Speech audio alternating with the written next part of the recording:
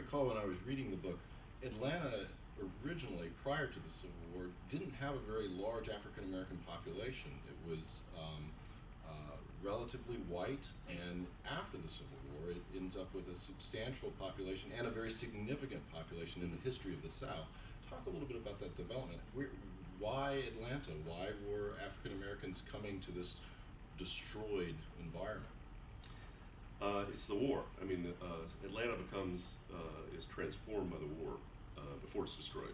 It becomes the major depot transportation hub of the Western armies.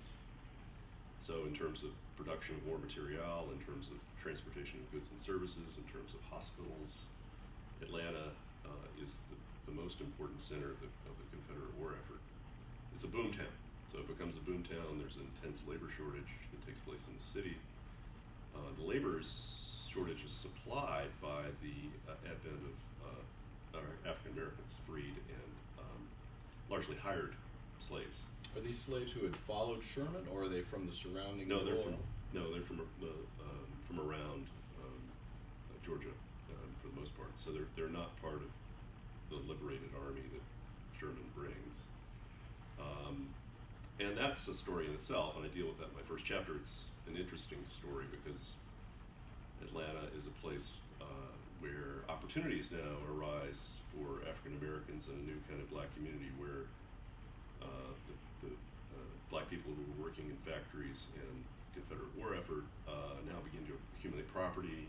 They begin to accumulate some degree of economic autonomy and freedom where it had not existed previously for the most part. As you mentioned, there is no such thing as Atlanta before 1847, so it's created de novo. It's a new place, and it now with the war it becomes a bigger place, and it didn't have much of a black population. Now it has, by the end of the war, it's a fifth African American. So it's part of the story here, I think, in the war is, along with destruction, is the Civil War put Atlanta on the map.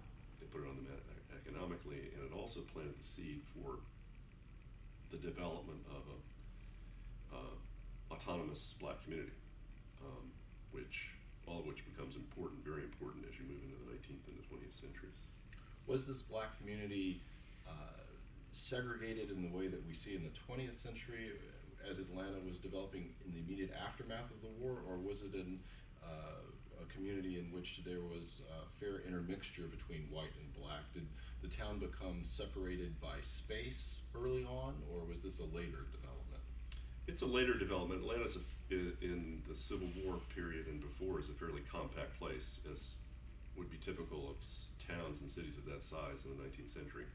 As you move into the latter part of the 19th century and the city spatially expands and you begin to get transportation facilities, the Fifth Ward becomes a center of the black community, and as the city grows, it becomes more segregated. So this is not atypical, I don't think, of urban development where you have a compact city and the degree of residential segregation is not as great. As the city expands and becomes a bigger place, there's a great deal more segregation. It's true of Atlanta. I mean, there are places, the thing about Atlanta in 1906 is this kind of convergence of spaces where you have black and white that are a surge in black and white population that takes place, that's immigrating to Atlanta because of the growth of the town, and their public spaces where working class black people and working class white people converge in a contest over space. But it goes from less segregation, relatively speaking, to more segregation.